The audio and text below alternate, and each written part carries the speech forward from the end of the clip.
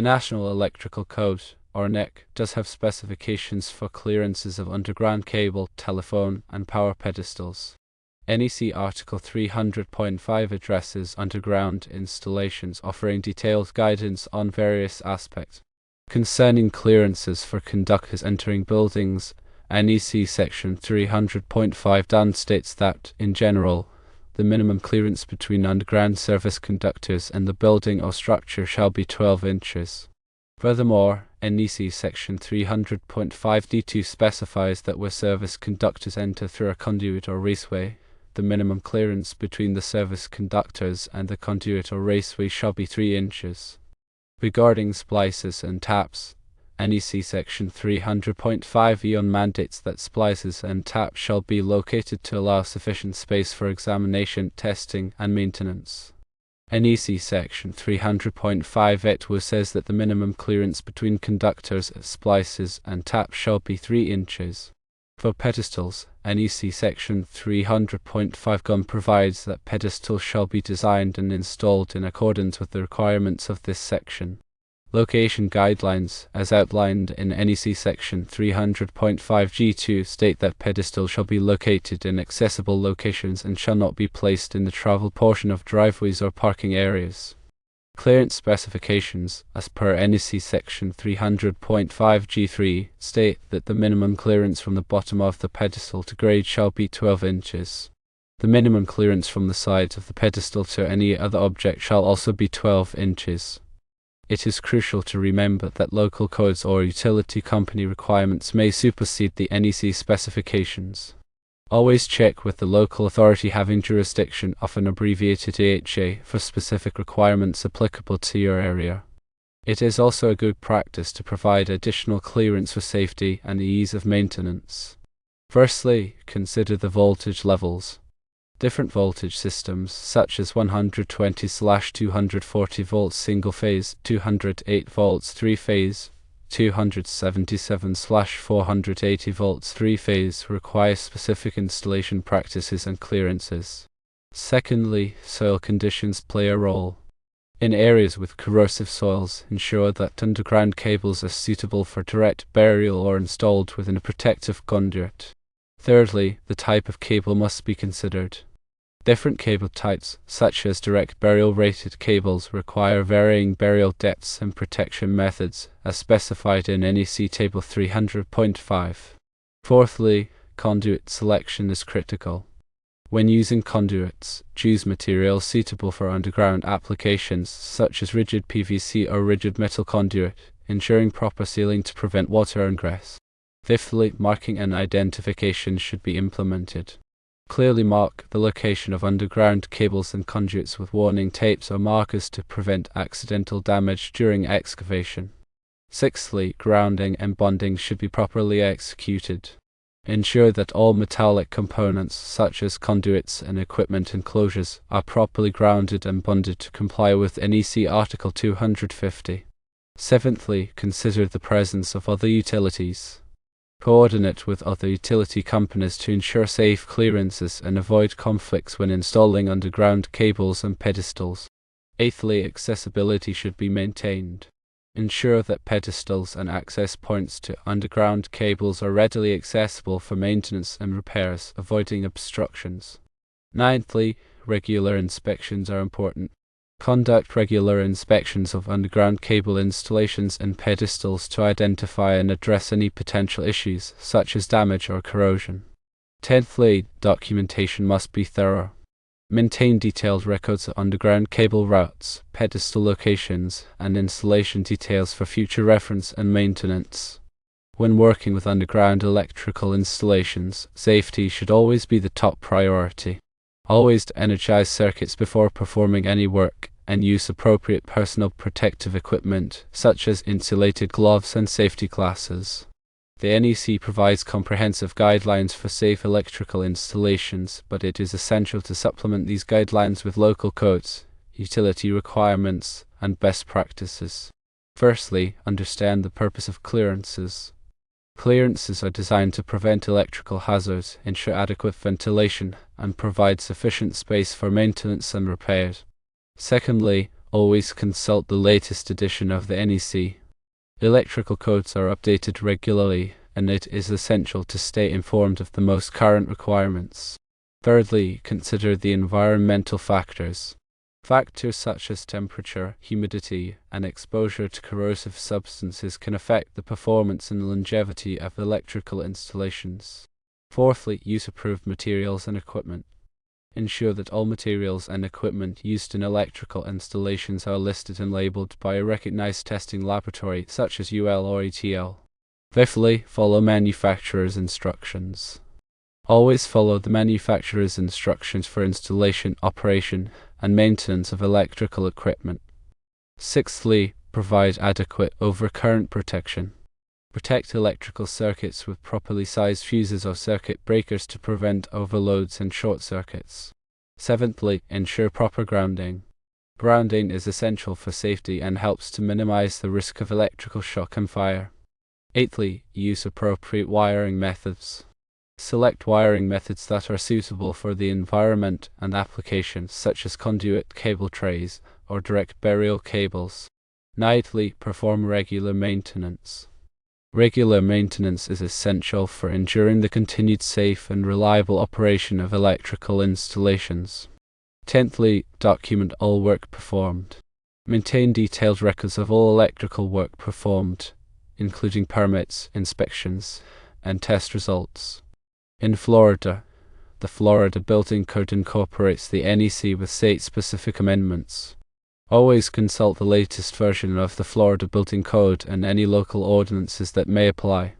The authority having jurisdiction, or OJ, is responsible for interpreting and enforcing the electrical code. The AHJ may be a local electrical inspector, a building official, or a fire marshal. It is essential to work closely with the AHJ to ensure that electrical installations comply with all applicable requirements. Firstly, plan the installation carefully. Develop a detailed plan that includes the location of underground cables, pedestals, and other equipment, taking into account existing utilities and site conditions. Secondly, obtain all necessary permits. Obtain all required permits before starting any electrical work. Thirdly, notify the local utility company. Notify the local utility company before digging to ensure that underground utilities are located and marked. Fourthly, use qualified personnel. Use qualified and licensed electricians to perform electrical work. Fifthly, inspect the work. Have the electrical installation inspected by the AHJ to ensure that it complies with the code. Sixthly, correct any deficiencies. Correct any deficiencies identified during the inspection. Seventhly, document the installation. Maintain detailed records of the electrical installation, including permits, inspections, and test results. Eighthly, provide training. Provide training to personnel who will be operating and maintaining the electrical equipment. Ninthly, establish a maintenance schedule. Establish a regular maintenance schedule to ensure that the electrical equipment is operating safely and efficiently. Tenthly, review the installation periodically. Review the electrical installation periodically to identify any potential problems or areas for improvement. Underground electrical installations are subject to a variety of environmental factors, including moisture, temperature changes, and soil conditions.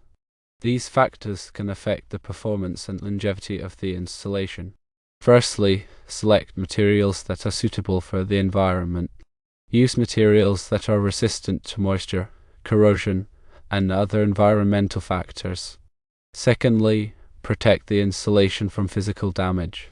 Protect underground cables and pedestals from physical damage by using conduit, barriers, or other protective measures. Thirdly, provide adequate drainage. Ensure that the installation is adequately drained to prevent water from accumulating around underground cables and pedestals. Fourthly, monitor the installation for signs of deterioration. Monitor the installation for signs of deterioration such as corrosion, cracking, or water damage. Fifthly, repair any damage promptly. Repair any damage to the installation promptly to prevent further deterioration. Sixthly, follow the manufacturer's recommendations. Follow the manufacturer's recommendations for the maintenance and care of underground electrical equipment. Seventhly, keep the area around the installation clean and free of debris. Keep the area around the installation clean and free of debris to prevent damage and maintain accessibility. Eighthly, inspect the installation regularly. Inspect the installation regularly to identify any potential problems. Ninthly, document all maintenance and repairs. Document all maintenance and repairs performed on the installation. Tenthly, consult with a qualified electrician. Consult with a qualified electrician if you have any questions or concerns about the installation. Always remember that electrical work can be dangerous, and it is essential to take all necessary precautions to protect yourself and others. Proper planning, installation, and maintenance are essential for ensuring the safe and reliable operation of underground electrical installations. The National Electrical Code is not law unless adopted by a local jurisdiction. The NEC serves as a model code that states and municipalities can adopt and modify to fit their needs. States like Florida typically adopt the NEC with some state-specific amendments. These amendments can address unique environmental conditions or local construction practices. The local authority having jurisdiction is responsible for enforcing the electrical code. This entity, usually a city or county building department, reviews plans, issues permits, and conducts inspections to ensure compliance with the adopted code. Consulting with the local AHJ is crucial to understand any local amendments or interpretations of the NEC that may affect a specific project. Utility companies also have specific requirements for electrical installations that connect to their grid. These requirements often go beyond the NEC and address issues like service size, metering, and grounding. Coordinating with the utility company early in the planning process can prevent costly delays and ensure a safe and reliable connection. Underground installations present unique challenges compared to above-ground systems. Firstly, excavation requires careful planning to avoid damaging existing utilities. Secondly, proper backfilling and compaction are essential to protect the cables and conduits. Thirdly, grounding and bonding become even more critical due to the increased risk of corrosion and moisture. Fourthly, accessibility for maintenance and repairs can be limited, requiring careful consideration during the design phase. Fifthly, the potential for flooding or water intrusion must be addressed to prevent equipment damage and electrical hazards. The NEC provides minimum requirements for electrical safety, but it is always a good practice to exceed these requirements whenever possible. Providing additional clearance, using higher quality materials, and implementing redundant safety measures can significantly improve the reliability and safety of an electrical installation. Firstly, using oversized conduits can make it easier to pull cables and allow for future expansion. Secondly, installing concrete encasements around underground cables can provide added protection against physical damage. Thirdly, using corrosion-resistant grounding electrodes can improve the effectiveness of the grounding system. Fourthly, providing clear and accessible access points for maintenance can reduce the time and cost of repairs.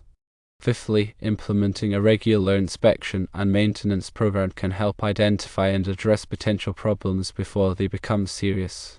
The NEC is a complex and comprehensive document, and it can be challenging to interpret and apply correctly.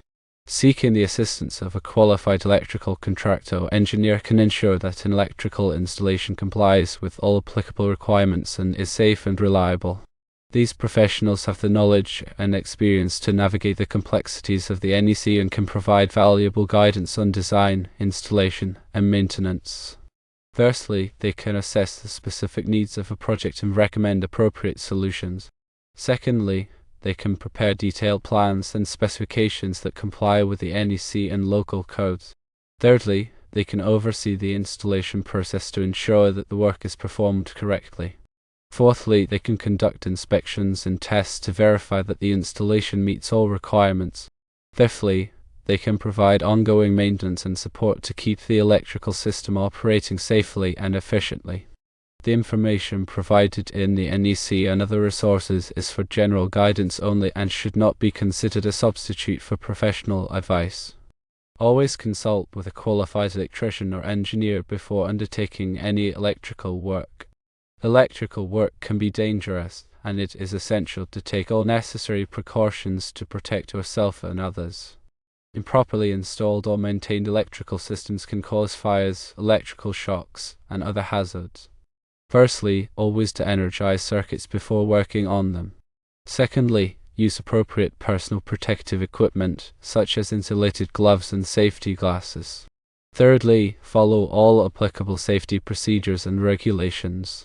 Fourthly, never work on electrical equipment while standing in water or on a wet surface. Fifthly, if you are not comfortable performing electrical work yourself, hire a qualified electrician. Understanding and adhering to the NEC clearance requirements for underground cables, telephone lines, and power pedestals is paramount for ensuring safe and compliant electrical installations.